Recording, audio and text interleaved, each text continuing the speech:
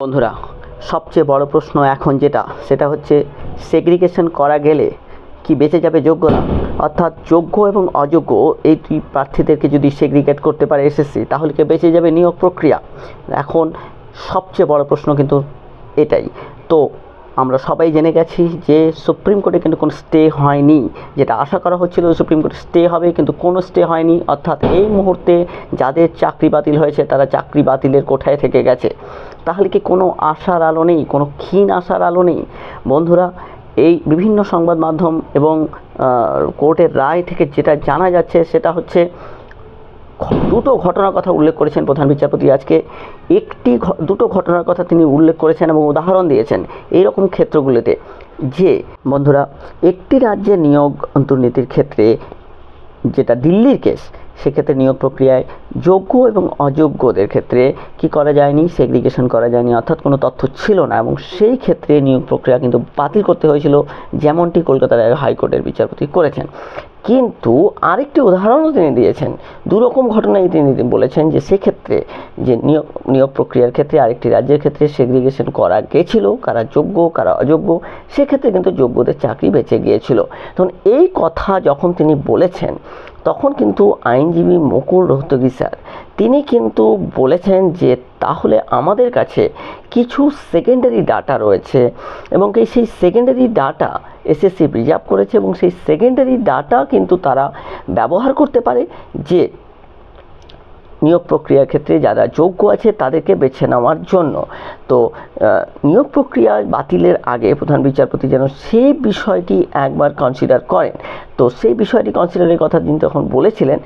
তারপরে তিনি স্টে দিতে বলেছিলেন যে এই সমগ্র নিয়োগ প্রক্রিয়া যেটা বাতিল করা হয়েছে সেই অর্ডারের উপর স্টে দেওয়া হোক, যাতে স্টে পেলে তারা সমগ্র বিষয়টি পুনরায় আদালতের কাছে নিয়ে আসবেন। কিন্তু খুব আশ্চর্যজনক, এই ক্ষেত্রে প্রধান বিচারপতি স্যার কিন্তু কোনো রকমের কোনো কথা বলেননি যে নিয়োগ বাতিল করা হলো কি, নিয়োগ বাতিলের উপর স্থগিতাদেশ দেওয়া হলো কি, এসএসসি যদি সমগ্র প্রক্রিয়াটাকে স্বচ্ছভাবে সেগ্রিগেশন করতে পারে তাহলে সেই সেগ্রিগেশনের উপর বেশ করে পুনরায় আবার নিয়োগ করা যেতে পারে, যারা যোগ্য তাদেরকে আবার বাঁচিয়ে দেওয়া যেতে পারে। সে বিষয়ে কোনো মন্তব্য করেননি তিনি। শুধুমাত্র তিনি তখন সুপার নিউমারারি পোস্ট নিয়ে বলেছেন যে সুপার নিউমারারি পোস্টের ক্ষেত্রে আমি পরবর্তী শুনানি পর্যন্ত কিন্তু সোমবার পরবর্তী শুনানি দিচ্ছি। কিন্তু এই ক্ষেত্রে বন্ধুরা, সুপার নিউমারারি পোস্টের ক্ষেত্রে শুনানি তো হবে, কিন্তু আরেকটি কথা তিনি বলেছেন যে এই মামলার কিন্তু পূর্ণাঙ্গ শুনানি দরকার। অর্থাৎ এই মামলা একটা নয়, অনেকগুলো মামলা সুপ্রিম কোর্টে, হাইকোর্টে, বিভিন্ন জায়গায় বিভিন্ন ছড়িয়ে ছিটিয়ে রয়েছে। তিনি কিন্তু বলেন যে এই সমস্ত মামলাগুলোকে যেখানে যেখানে যে এই মামলাগুলি করে রেখেছে সেই সমস্ত মামলাগুলির ক্ষেত্রে তাদেরকে একত্র করে, তাদেরকে একসঙ্গে করে কিন্তু একসঙ্গে একটা সামগ্রিক শুনানি করার দরকার আছে, এবং সেই শুনানির উপর বেস করে কিন্তু তারপরে ডিসিশন নেবে যে কি ঘটনা ঘটছে। তো এই সমগ্র শুনানি কিন্তু সামনে সোমবার দিন নির্ধারণ করা হয়েছে। আশা করা যাচ্ছে সামনে সোমবার বা তারও কিছু সময় ধরে, কারণ এটা একটা বড় স্ক্যাম। তিনি প্রথমেই উল্লেখ করেছেন যে এটা একটা প্রচণ্ড রকমের বড় জালিয়াতি, এবং এই জালিয়াতি করে চাকরি নেওয়া হয়েছে, এবং চাকরি দেওয়ার ক্ষেত্রে কারা সুবিধাভোগী তাদেরকে খুঁজে বের করতে সিবিআইকে ব্যবহার করা যেতে পারে। তো বন্ধুরা, এক্ষেত্রে বলে রাখি, যা থেকে সেগ্রিগেশনের ম্যাটারটা কিন্তু একটা গুরুত্বপূর্ণ ইস্যু। সেগ্রিগেট যদি করা যেতে পারে, কি হতে পারে, সেগ্রিগেট যদি সত্যি সত্যি খুব ভালো পরিমাণে বাছাই করে করা যেতে পারে, এবং এক্ষেত্রে মামলা দীর্ঘায়িত হওয়ার একটা কিন্তু ক্ষীণ সম্ভাবনা থেকেই যাচ্ছে। যদিও তিনি কিন্তু এই বিষয়ের উপর কোনো স্থগিতাদেশ দেননি, কিন্তু যদি এই সেগ্রিগেশন বা নন সেগ্রিগেশনের ম্যাটার তিনি তুলে আনেন বা বলেন, সেক্ষেত্রে কিন্তু মামলা দীর্ঘায়িত হতে পারে, এবং সেক্ষেত্রে আগামী সোমবার পর্যন্ত কিন্তু আমাদের অপেক্ষা করতে হবে যে ঠিক কী ঘটনা ঘটতে চলেছে।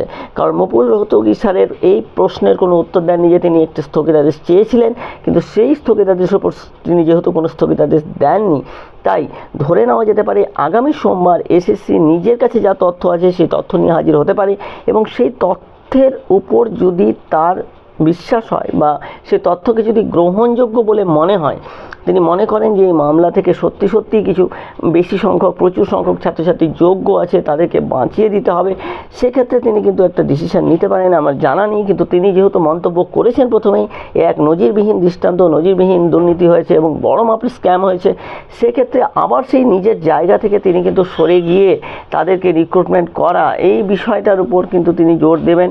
এই বিষয়ে কিন্তু আমাদের একটা সন্দেহ থেকেই যাচ্ছে। তো বন্ধুরা, আমরা সেই দিকেই তাকিয়ে থাকবো। তিনি কিন্তু খুব দৃঢ় চরিত্রের মানুষ এবং আমি আগেও বলেছি যে তার উপরেই ভরসা করছে সমস্ত কিছু। যেহেতু তিনি নিজে থেকে দুটো মামলার কথা উচ্চারণ করেছেন, একটি বলেছেন যে এক ক্ষেত্রে তথ্য পাওয়া গেছিলো, আরেক ক্ষেত্রে তথ্য পাওয়া যায়নি। তো বন্ধুরা,